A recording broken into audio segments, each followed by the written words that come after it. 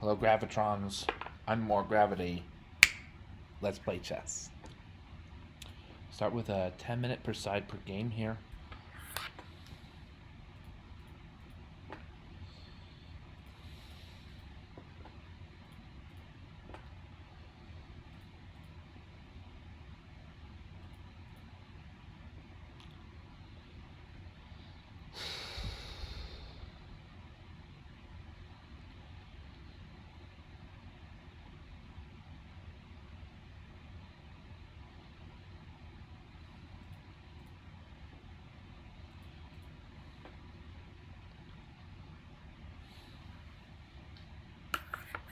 That's worth.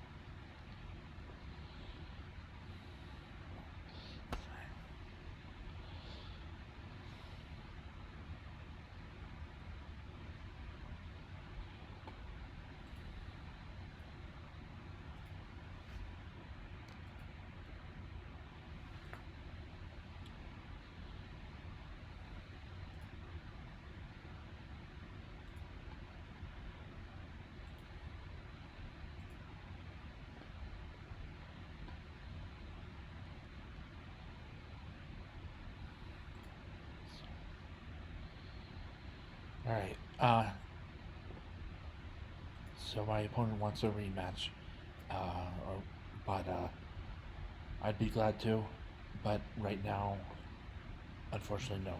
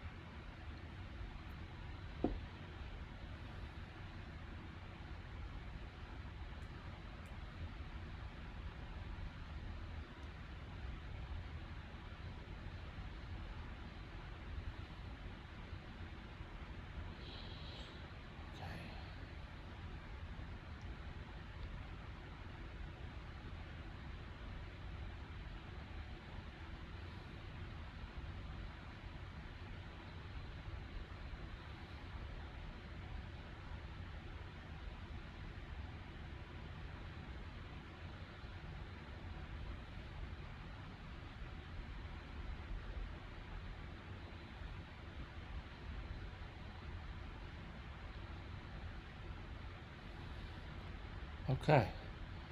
You know, my friends, that game was not also accurate, and it felt good. It was fun. I thought my opponent and I played really well. Let me think about. Let's go over to this King's Gambit. And black concedes a lot in the center early here.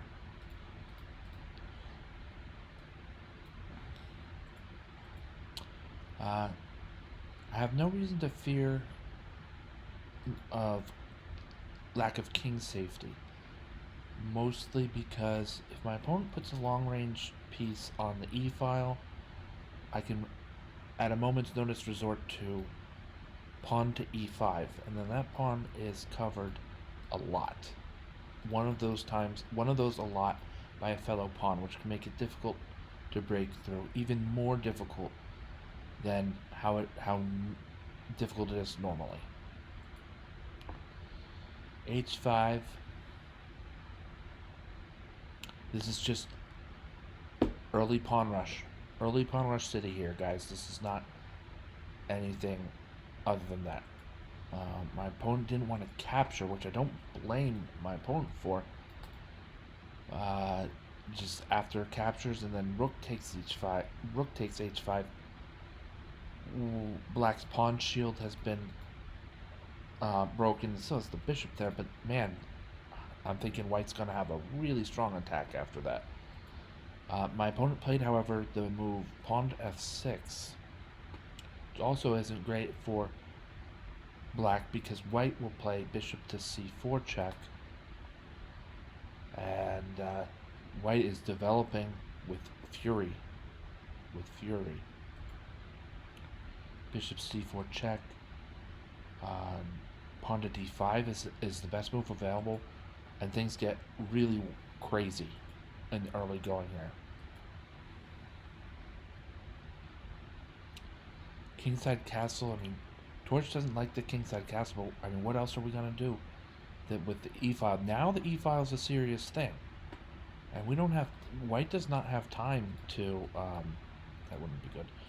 White does not have time to castle queenside, and we're looking at the kingside castle here for white. This is where you're castling for safety to g1, like right there. Okay, guy, but the position called for it, frankly. Torch wants me to. Yeah, Torch is upset because black could play pawn to g5.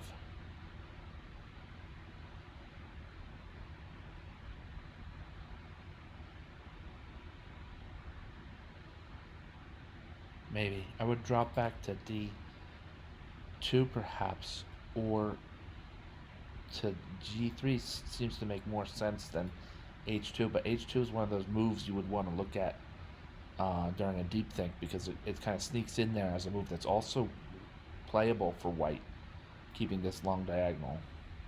keeping this long diagonal.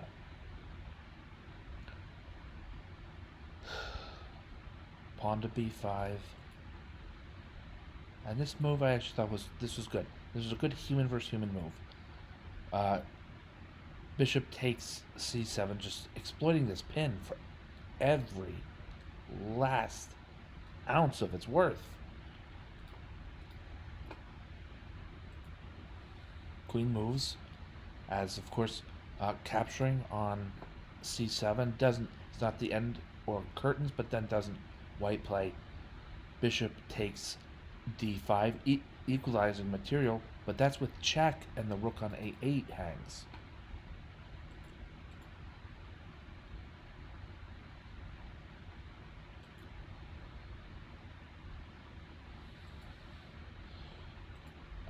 Yeah, here I'm definitely a fan of relinquishing the, not relinquishing, the liquidating. I'd say we liquidate on b8. Black's gonna clean house with probably the a rook, the rook on a8, and this pin is tough for black to shake. Looking now with white to move.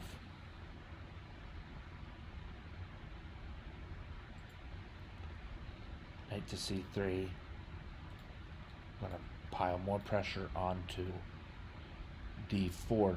What I worry about here for white, though, is after the knight and the bishop are piling on pressure, where's the next point of pressure come from? Maybe queen to d3 and then to e5, but that doesn't look fun because of the diagonal this monster bishop is sitting on. We know that the knights are, a fortnight and a half away from meeting. This can take very long to reach any kind of piece when there's an attacking knight at a square in between at the diagonal, and then the other end of a diagonal, making this sort of 3x3 tic-tac-toe section. Yeah, so this knight is not going to attack this knight anytime soon. You can sort of plot it out, and I'm not sure how to. Yeah, like that kind of attacking path is not.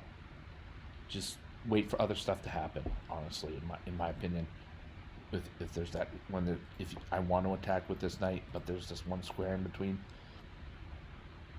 Very often, you just wait for other stuff to happen. What did I choose? Oh, black stepped out of the pin.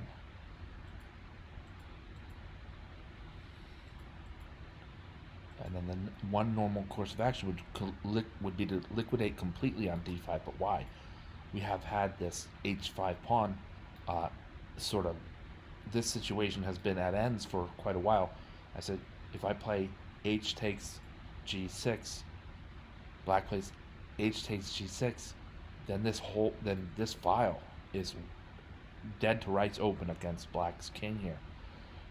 And continuing with the same plan, king to f2 doesn't seem to do anything concrete, or at least according to Torch 4.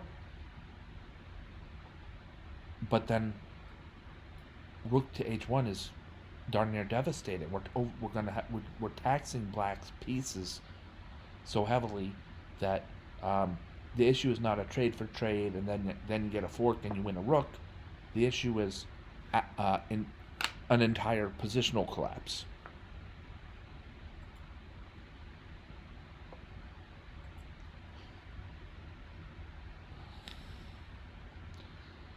Rook to h1 because we're exposing the file while we have the opportunity to expose it. And we're capturing with the a pawn all the way here.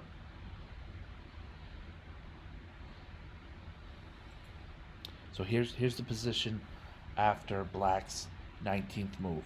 This would be a great position. White has. This would be a great position to play with a chess buddy. I offer. White has the best end of it, but you'll switch sides. one person will play white, and then the next game that person will play black, or back and forth, whatever you want to do. But white has the extra pawn. Doubles on the b file that aren't that bad at all. I'm still gonna diagram what I think of it on my chess stream. But yeah, white has the extra pawn. Doubles on the b file that are not bad. A good chunk of the a file for the a1 rook to roam and manage.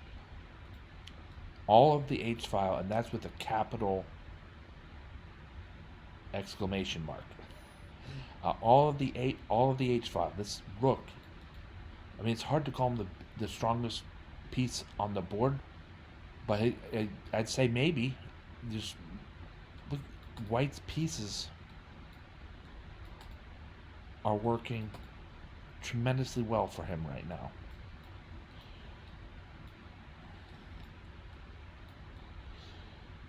You know, this queen is ready to make the alpine play, and these rooks are just strong in their monolithic pursuit of progress.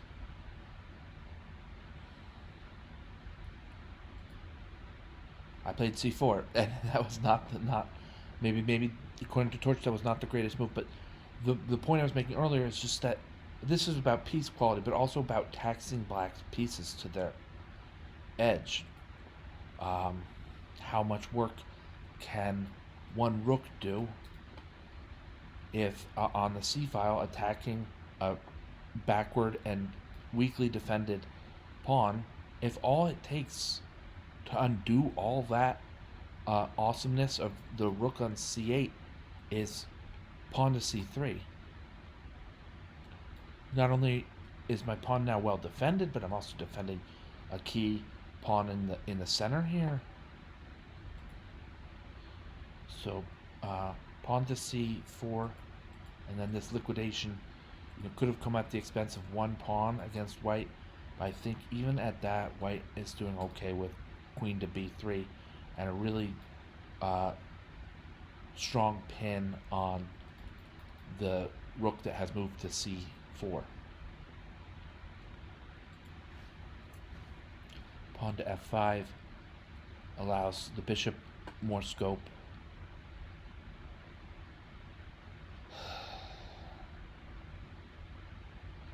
Kind of helps the rook out a bit, strangely. I don't know why. And then, like I said, queen to b3, utilizing the potential of a push to c5. Did white maybe have better options here, rather than just being a little bit cavalier against material, against throwing off his material goods or possessions, as they say. Buddhists would say that. My cousin's a Buddhist. It sounds like the beginning of a weird joke. A German American says, "My cousin's a Buddhist." My cousin really is a Buddhist. I don't want to blow away any more of his privacy than that, but yeah, it's kind of cool. He was trained in Tibet, and he's a Buddhist monk. I think he's moved back to Germany now. Maybe I should move on with the chess game, huh? So then this queen to b3 is maybe not the greatest move. Rook to e8, and now white gets in this discovered check. It's not like discovered check, like all of a sudden there's this check on the king and the rooks are forked because the pawn's on d7, and then one of the rooks is captured with check and it's a queen on the board, but the other rook, no.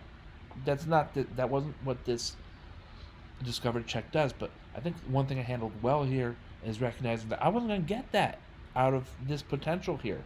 This isn't going to, that kind of move, the bam bam, it's not in the cards for white here. Pawn to c5 check just limits black's options a bit, but isn't like, rock 'em, sock 'em, knock 'em dead. What I did well as a chess player is to realize that and play with the board that I had at the time. And we get into some sort of ending here. These types of endings are difficult to calculate, even for strong computers. Now, I'm gonna still trust Torch way over my head on this.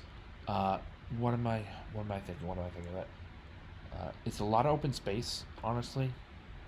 Most of this board is, whoops, is open space.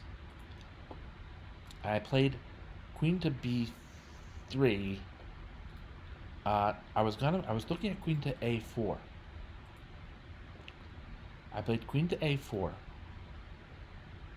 I was thinking of Queen to A4 and then swapping queens, and I'd have an extra pawn in an endgame that could honestly really go either way. This pawn will be protected in some straightforward manner, and we'd have an endgame situation. I'd be interested to see what Torch thinks of Queen to A4.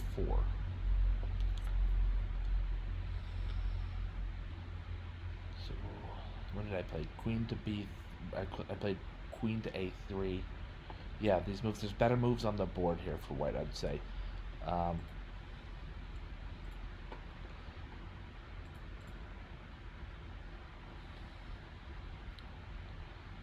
Queen A4.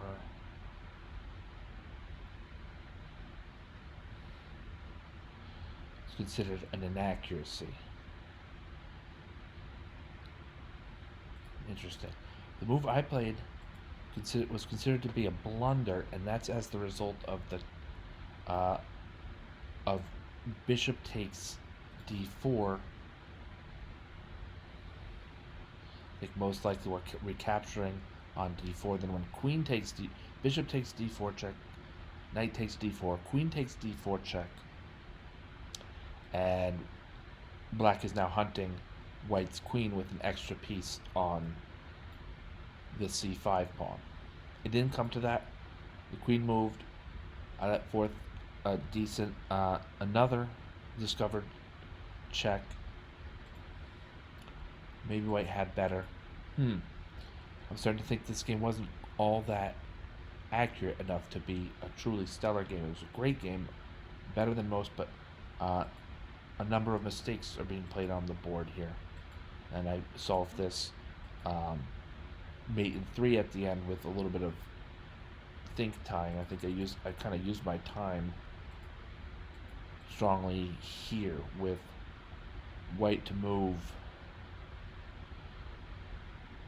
knight to f3 check.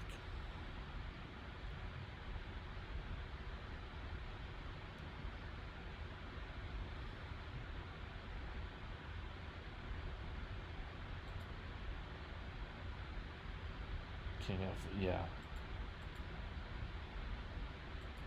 Spent over 2 minutes, but it was the correct move, and checkmate with rook to h4 checkmate.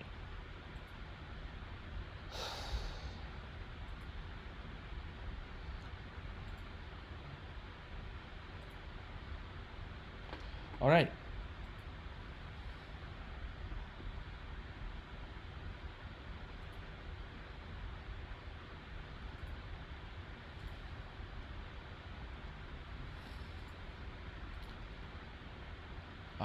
Well, I think that's going to be it for broadcasting today, folks. Thank you all for watching. Thank you, Gravitrons. I'm More Gravity. Have a great night.